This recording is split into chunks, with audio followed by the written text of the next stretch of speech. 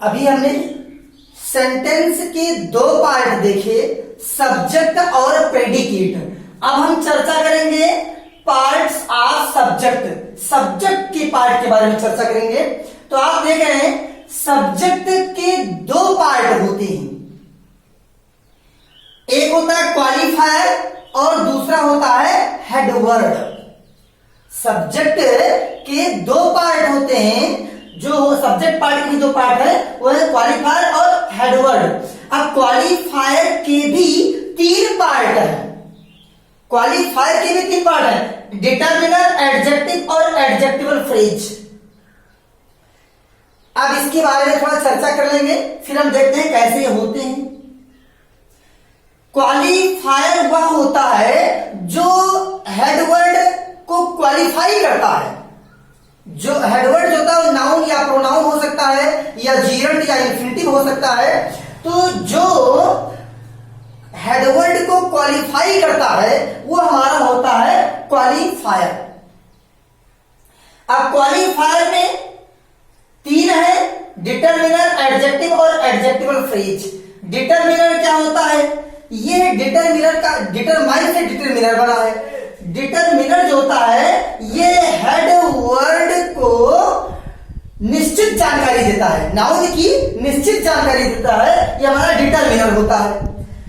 Adjective, adjective क्या होता है? ये नाउन की विशेषता बताने वाला शब्द होता है जो कि एडजेक्टिव होता है। एडजेक्टिवल फ्रेज ये नाउन की स्थिति को बताता है कि वह किस सिचुएशन में, किस स्थिति में है, ये आपका एडजेक्टिवल फ्रेज बताएगा। और हेडवर्ड जो होता है ये आपका नाउन होता है या ये प्रोनाउन हो सकता है। ये इन्फिनिटिव और जीरंड भी आदि भी हो सकते हैं। ये सब चीजें होते हैं आपके क्या? हेडवर्ड। इस प्रकार से आप देखते हैं कि जो सब्जेक्ट के पार्ट है क्वालिफायर और हेडवर्ड। अब यहां पर क्वालिफायर के भी तीन पार्ट आपका डिटरमिनर, एडजेक्टिव और एडजेक्टिवल फ्रेज। इस सेंटेंस में हम सिद्ध करते हैं, पहले देखते हैं। पहला सेंटेंस लिखा हुआ है a blind man walks, a blind man walks, एक अंधा आदमी चलता है या घूमता है। यहां पर पहले सब्जेक्ट को करें तो सब्जेक्ट पार्ट हमारा है जो है क्या? A blind man. और वॉक्स जो हमारा है ये क्या है? प्रेडिकेट पार्ट है। Subject part a blind man, predicate part walks है। अब सब्जेक्ट पार्ट में आपने देखा कि क्वालिफायर और हेडवर्ड दो होते हैं। तो क्वालिफायर आपका अ ब्लाइंड हुआ और हेडवर्ड आपका मैन है। इसमें भी देखेंगे अ ब्लाइंड मैन वॉक्स। आ जो है ये मैन की निश्चित जानकारी दे, एक अंधा आदमी, आदमी क्या है? एक है, निश्चित कर रहा है। तो ये आ आपका जो है ये आपका डिटरमिनर हुआ। और ब्लाइंड मैन, मैन की विशेषता है ब्लाइंड में अंधा होना, तो ये आपका है क्या है? एडजेक्टिव। ये किसकी विशेषता बता रहा है? ये आपके मैन की विशेषता। और मैन जो है ये आपका है हेडवर्ड। क्या है? हेडवर्ड यानी कि नाउन। इस प्रकार से आपने देखा कि अ ब्लाइंड मैन, अ डिटरमिनर हुआ, ब्लाइंड आपका एडजेक्टिव हुआ, मैन आपका हेडवर्ड हुआ। कैसे? अ शब्द जो है मैन की निश्चित जानकारी दे रहा है, संख्या दे रहा है, ये आपका अ डिटरमिनर हुआ। ब्लाइंड जो है ये आपका मैन की विशेषता बता रहा है कि वो अंधा है, इसलिए एडजेक्टिव हुआ। और मैन आपका हेडवर्ड है। और वॉक्स आपका प्रेडिकेट पार्ट है। दूसरे सेंटेंस में आप देखते हैं द ब्यूटीफुल गर्ल डांस्ड। इसमें द ब्यूटीफुल गर्ल ये आपका सब्जेक्ट पार्ट है और डांस्ड आपका प्रेडिकेट पार्ट है। तो इसमें द क्या है, ब्यूटीफुल क्या है और गर्ल क्या है? तो देखेंगे द ब्यूटीफुल गर्ल डांस्ड, वह सुंदर लड़की नाची। इसमें क्या है? द शब्द जो है उस लड़की की तरफ निश्चित जानकारी दे रहा है, इसलिए आपका क्या हुआ? डिटरमिनर है। ये डिटरमिनर है और ब्यूटीफुल, गर्ल की विशेषता क्या है? ब्यूटीफुल होना, इसलिए क्या है? एडजेक्टिव है। और गर्ल आपका हेडवर्ड है ही, ठीक है। इसमें डिटरमिनर द है, ब्यूटीफुल आपका एडजेक्टिव है और गर्ल आपका हेडवर्ड है। द शब्द गर्ल की को डिटरमाइन निश्चित कर रहा है, ब्यूटीफुल शब्द इसकी विशेषता बता रहा है, इसलिए यह आपका एडजेक्टिव हुआ, डिटरमिनर हुआ और ये आपका हेडवर्ड हुआ। दूसरे सेंटेंस में आप तीसरे सेंटेंस में देखते हैं अ बॉय रन्स, इसमें सब्जेक्ट पार्ट आपका अ बॉय है और रन्स आपका प्रेडिकेट पार्ट है। तो सब्जेक्ट पार्ट में आ बॉय केवल 2 ही शब्द आए हैं, तो आ क्या है? आ आपका जो है यहां पर आपका आ डिटरमिनर था, यहां पर आ डिटरमिनर नहीं है, यहां पर क्वालिफायर है, एडजेक्टिव है। कि बॉय की विशेषता है एक होना, संख्यात्मक विशेषता है, तो आ यहां पर क्या है? ये आपका क्वालिफायर या इसे हम क्या कहेंगे? एडजेक्टिव कह देंगे। अब बॉय आपका क्या है? ये आपका हेडवर्ड है, तो आ यहां पर क्या है? क्वालिफायर और बॉय आपका है हेडवर्ड। ध्यान दें, यहां पर भी जैसे वाक्य लिखा है आ ब्लाइंड मैन वॉच, यहां भी ब्लाइंड को भी हटा दिया है, केवल आ मैन कह दिया जाए तो ये आ यहां पर डिटरमिनर नहीं रह जाएगा, बल्कि ये क्या हो जाएगा? ये क्वालिफायर हो जाएगा या इसे एडजेक्टिव भी कह सकते हैं, हो जाएगा। क्योंकि आ मैन तो मैन की डायरेक्ट विशेषता बताने लगेगा, लेकिन यहां पर ये विशेषता तो बता रहा है ब्लाइंड। अब ध्यान दें, जब दीज दोज दिस दैट, ये सभी शब्द जो है इनके तुरंत बगल में अगर कोई नाउन लिखा मिल गया तो वह एडजेक्टिव हो जाएगा। लेकिन यदि कोई नाउन नहीं लिखा है बल्कि उनके बगल में क्या लिखा हुआ? एडजेक्टिव, और फिर नाउन आता है सब्जेक्ट पार्ट में, तब ये डिटरमिनर का कार्य करेंगे।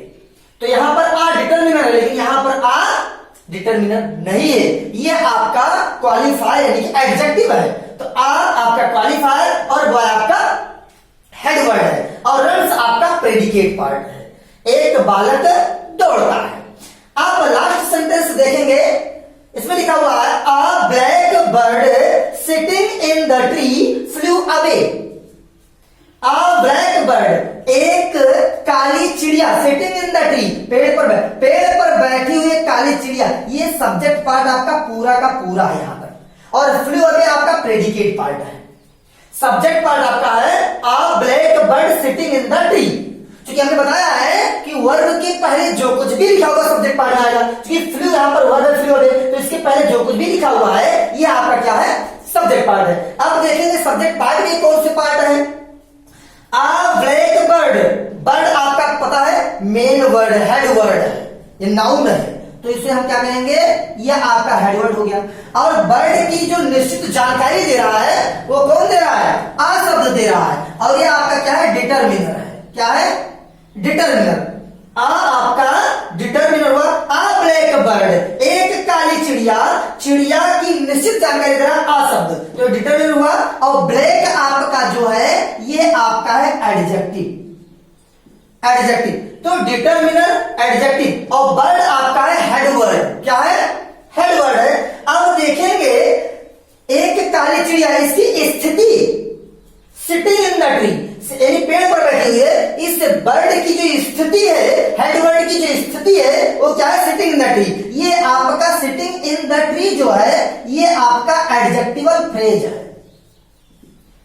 तो आपने देखा इसमें कि a black bird sitting in the tree flew away, इसमें आ आपका डिटरमिनर है, ब्लैक आपका एडजेक्टिव है, क्योंकि आ जो है बर्ड की निश्चित जानकारी दे रहा है, बर्ड ब्लैक शब्द एडजेक्टिव है क्योंकि चिड़िया की विशेषता है काली होना, और इसके बाद बर्ड आपका जो मेन वर्ड है हेड वर्ड है, और सिटिंग इन द ट्री ये सिचुएशन हेड वर्ड की बता रहा है, और ये आपका जो है एडजेक्टिवल फ्रेज है। एक चीज और जान लें कि जो डिटरमिनर और एडजेक्टिव होते हैं ये विशेषता शब्द, ये नाउन यानी हेडवर्ड के पहले होती है, और जो एडजेक्टिवल फ्रेज होता है ये हेडवर्ड के विशेषता बाद में होता है। ये इस प्रकार से आपने क्या देखा कि a black bird sitting in the tree, यानी इस में आपने a determiner, black adjective, bird headword और sitting in the tree adjectival phrase देखा। इस प्रकार ये सब्जेक्ट पार्ट हुआ और ये आपका प्रेडिकेट पार्ट है। इसके बाद में सब्जेक्ट पार्ट के बाद हम देखते हैं प्रेडिकेट पार्ट को, और प्रेडिकेट पार्ट जो होता है उसको देखेंगे।